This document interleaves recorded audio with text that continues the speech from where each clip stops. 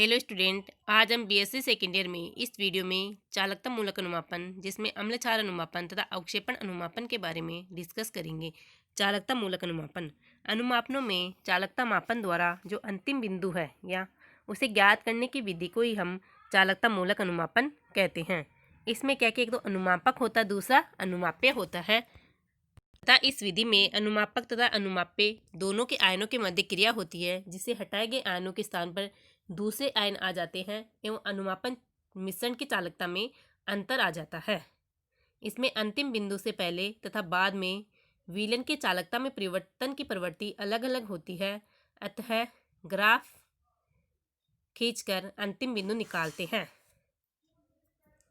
इसमें क्या होता है, जो चालकता मूलक अनुमापन है उसमें चालकता सेल का उपयोग किया जाता है। इसमें किसी एक विलयन की निश्चित आयतन चालकता सेल में लिया जाता है तथा दूसरा विलयन जिसको ब्यूरेट में लिया जाता है उसकी सांद्रता चालकता सेल में लिए गए विलयन की सांद्रता से लगभग 5 गुना अधिक होती है तथा जो विलयन है जो ब्यूरेट में लिए गए उसको चालकता सेल में लिए गए विलयन में मिलाते हैं और हर बार चालकता मापी की सहायता से विलयन की चालकता ज्ञात करते हैं।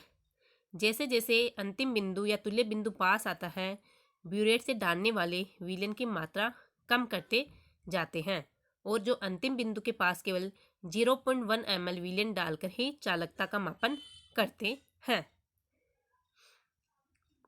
जो मापी गई चालकता है उसमें डाइल्यूशन इफेक्ट के कारण संशोधन किया जाता है और संशोधित चालकता सीडीएस ज्ञात किया जाता है।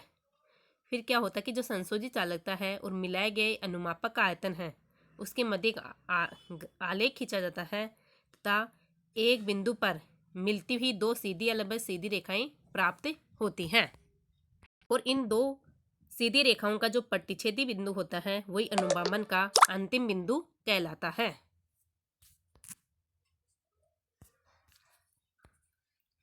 फिर क्या करते हैं, ग्राफ से इस बिंदु का संगत आयतन ज्ञात करके अज्ञात विलयन की सांद्रता का मान ज्ञात किया जाता है। इस प्रकार चालकता मूलक अनुमापन करते हैं। इसमें दो प्रकार के अनुमापनों का वर्णन करेंगे। एक है अम्ल क्षार अनुमापन, सेकेंड है अवक्षेपण अनुमापन।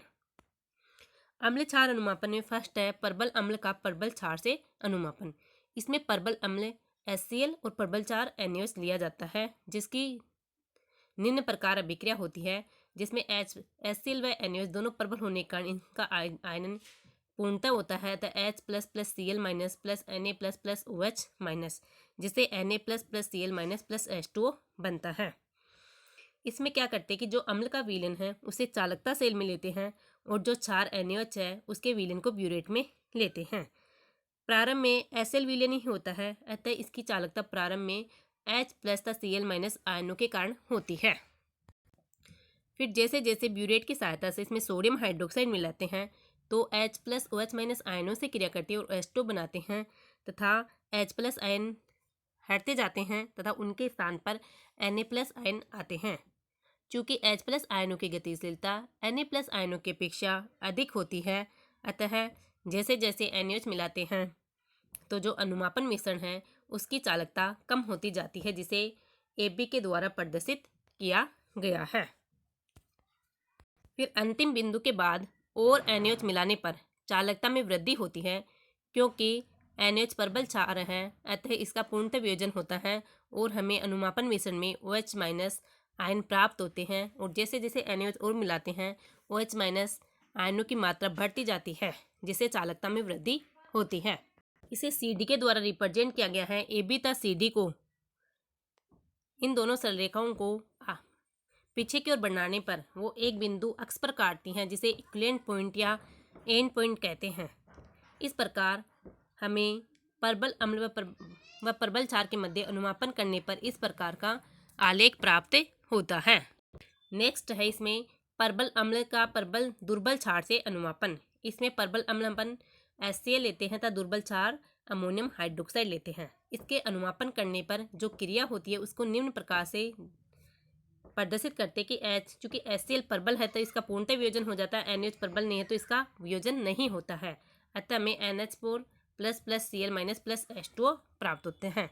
इस अनुमापन में भी क्या करते हैं कि जो HCl है, अम्ल है, उसको चालकता सेल में लेते हैं तथा अमोनियम हाइड्रोक्साइड को ब्यूरेट में लिया जाता है। यहाँ पर H+ आयनों के स्थान पर NH अमोनियम आयन आ जाते हैं। चूँकि H+ आयनों की गतिशीलता अधिक होती है अतः स्टार्टिंग में चालकता अधिक होती है, लेकिन जैसे ही H+ आयनों के स्थान पर अमोनियम आयन आते हैं, अमोनियम आयन की गतिशीलता H+ आयनों की अपेक्षा कम होने के कारण चालकता में कमी होती जाती है, जिसे सरल रेखा AB के द्वारा प्रदर्शित किया गया है। अंतिम बिंदु या तुल्य बिंदु प्राप्त होने के बाद में हम अमोनियम हाइड्रोक्साइड डालते हैं तो अनुमापन मिश्रण की चालकता में वृद्धि नगण्य होती है, क्योंकि जो अमोनियम हाइड्रोक्साइड है वो दुर्बल क्षार है और दुर्बल क्षार होने के कारण इसके आयरन की मात्रा बहुत कम होती है। अतः हमें क्या है कि विलयन में फ्री स्टेट में हाइड्रोक्साइड आयन प्राप्त नहीं हो पाते हैं, अतः चालकता में वृद्धि नगण्य होती है। अतः चालकता को सीधी रेखा द्वारा प्रदर्शित किया गया है, जिसे सीधी रेखा द्वारा प्रदर्शित किया गया है तथा AB और CD दोनों रेखाओं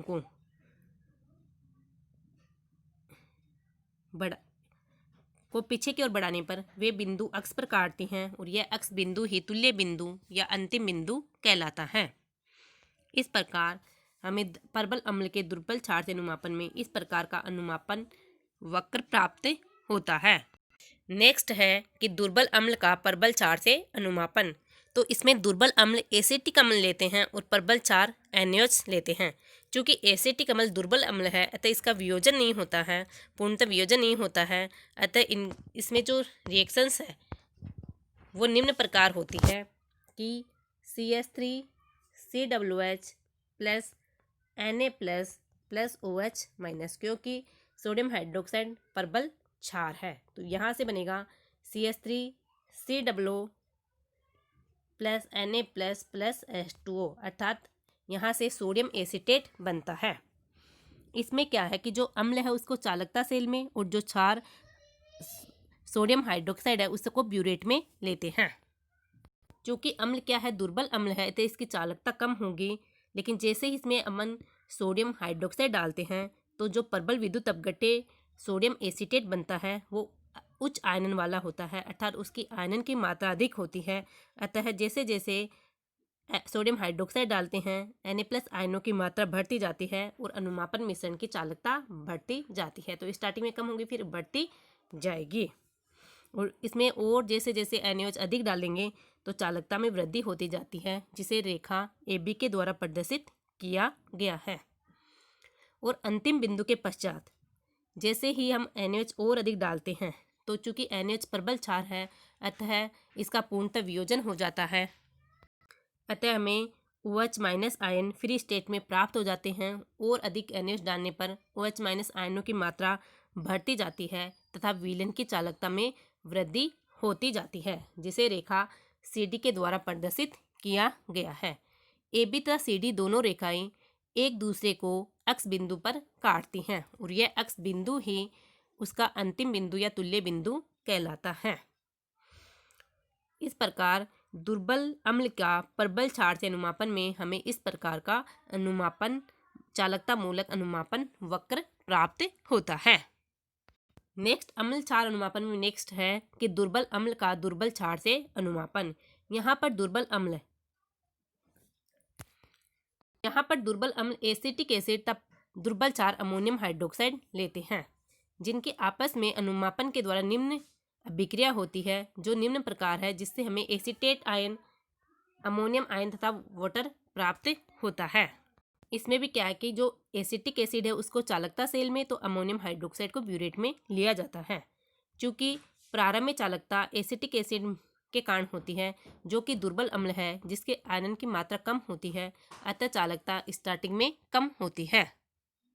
लेकिन जैसे ही हम इसमें अमोनियम हाइड्रोक्साइड ब्यूरेट से मिलाते हैं तो इससे अमोनियम एसीटेट बनता है, जो कि जिसके आयरन की मात्रा उच्च होती है। अमोनियम एसीटेट उच्च आयरन वाला होने के कारण इसके आयरन की मात्रा अधिक होती है, अतः विलयन की चालकता बढ़ती जाती है, जिसे इस डायग्राम में रेखा AB के द्वारा प्रदर्शित किया गया है। और जैसे ही हमें अंतिम बिंदु प्राप्त हो जाता है उसके बाद में अमोनियम हाइड्रोक्साइड मिलाने पर चालकता में लगभग नगण्य परिवर्तन होता है, क्योंकि जो अमोनियम हाइड्रोक्साइड है वो दुर्बल विद्युत अपघट्य है और दुर्बल विद्युत अपघट्य के कारण इसके आयरन की मात्रा बहुत ही कम होती है। अतः आयरन कम होने से चालकता में परिवर्तन बहुत कम होता है। अतः यहाँ पर चालकता में परिवर्तन इस प्रकार सीधी रेखा के द्वारा प्रदर्शित किया गया है, जिसे CD रेखा द्वारा रिप्रेजेंट किया गया है। तथा AB व CD रेखाएं दोनों एक दूसरे को जिस बिंदु पे काटती हैं वह अक्ष बिंदु है। यह अक्ष बिंदु ही अंतिम बिंदु या तुल्य बिंदु कहलाता है। इस प्रकार हमें दुर्बल अम्ल का दुर्बल क्षार से अनुमापन करने पर इस प्रकार का चालकता मूलक अनुमापन वक्र प्राप्त होता है। अब इसमें डिस्कस करेंगे, यह तो हो गए अम्ल क्षार अनुमापन, जिसमें हमने डिस्कस किया परबल अम्ल का परबल क्षार से अनुमापन, परबल अम्ल का दुर्बल क्षार से अनुमापन, दुर्बल अम्ल का दुर्बल क्षार से अनुमापन तथा दुर्बल अम्ल का परबल क्षार से अनुमापन। अब हम डिस्कस करेंगे अवक्षेपण अनुमापन। अवक्षेपण अनुमापन में यहाँ हम लेते हैं सिल्वर नाइट्रेट तक KCl की अभिक्रिया। अतः यहाँ हमें निम्न अभिक्रिया होती है जिससे हमें K + NO3 - AgCl बनता है। इसमें क्या है कि जो चालकता सेल है उसमें AgNO3 विलयन लेते हैं। तो स्टार्टिंग में जो चालकता है विलयन की वो Ag+ तथा नाइट्रेट आयनों के कारण होती है, लेकिन जैसे ही हम इसमें KCl मिलाते हैं तो KCl मिलाने पे क्या होता है कि Ag+ आयनों के स्थान पर क्या हो जाएंगे, K+ आयन आ जाते हैं। लेकिन जो Ag+ आयन है तथा जो K+ आयन है उन दोनों की गतिशीलता लगभग समान होती है। तो गतिशीलता समान होने के कारण जो अनुमापन मिश्रण की चालकता है उसमें कोई विशेष परिवर्तन नहीं होता है। अतः इसे सीधी रेखा के द्वारा प्रदर्शित किया गया है, जो कि रेखा AB के द्वारा रिप्रेजेंट किया गया है। और जैसे ही हमें अंतिम बिंदु प्राप्त होता है उसके बाद में हम KCl डालते हैं, तो KCl डालने पर चालकता में वृद्धि होती है, क्योंकि KCl एक सोल्ट है जिसका जो कि प्रबल विद्युत अपघट्य है, जिसके उच्च आयन की मात्रा होती है और आयन होकर हमें क्लोराइड आयन प्राप्त होते हैं। और जैसे जैसे हम इसमें KCl डालते हैं क्लोराइड आयनों की मात्रा में वृद्धि होती जाती है और चालकता में वृद्धि होती जाती है, जिसे रेखा CD के द्वारा रिप्रेजेंट किया गया है। रेखा AB तथा CD दोनों अक्ष बिंदु पर काटती हैं और जो ये अक्ष बिंदु है वही अंतिम बिंदु या तुल्य बिंदु कहलाता है। इस प्रकार अवक्षेपण अनुमापन के लिए सिल्वर नाइट्रेट तथा KCl के लिए चालकता मूलक अनुमापन वक्र प्राप्त होता है। नेक्स्ट है कि चालकता मूलक अनुमापनों के क्या लाभ हैं। चालकता मूलक अनुमापनों के निम्नलिखित लाभ होते हैं कि इसमें तनु विलयनों का भी अनुमापन किया जाता है। सेकंड है कि जो रंगीन विलयन जैसे डाई स्टफ है उसका अनुमापन भी किया जाता है, जिसमें जो अपन एंड पॉइंट ज्ञात करते हैं तो अंतिम बिंदु ज्ञात करते हैं उसको ज्ञात करने में साधारण सूचक का उपयोग नहीं करते हैं। नेक्स्ट है कि प्रबल व दुर्बल अम्लों के मिश्रण जैसे एसिटिक एसिड है और हाइड्रोजन क्लोराइड एसिड है, दोनों के मिश्रण का अनुमापन भी इस विधि के द्वारा किया जाता है। इस विधि में क्या होता है कि जो अंतिम बिंदु है वो ग्राफ के द्वारा निर्धारित किया जाता है। अतः अंतिम बिंदु के पहले तथा बाद में कुछ ही मापन पर्याप्त होते हैं। अतः जो अपन साधारण अनुमापन लेते हैं उसमें हमें बहुत सावधानी बरतनी पड़ती है अंतिम बिंदु ज्ञात करने में, लेकिन इसमें जो चालकता मूलक अनुमापन है उसमें परिणाम हमें अधिक यथार्थ प्राप्त होते हैं। इसी प्रकार हमने दुर्बल क्षार व दुर्बल अम्ल का अनुमापन किया। इससे हमें चालकता मूलक अनुमापन से दुर्बल क्षार व दुर्बल अम्ल का अनुमापन इजीली कर सकते हैं, क्योंकि अगर हम साधारण आयतन मितीय विश्लेषण से ऐसे अनुमापन सूचकों के साथ करते हैं तो वो तीक्ष्ण रंग परिवर्तन नहीं होता और हमें अंतिम बिंदु प्राप्त नहीं होता है। अतः चालकता मूलक अनुमापन के विभिन्न लाभ होते हैं।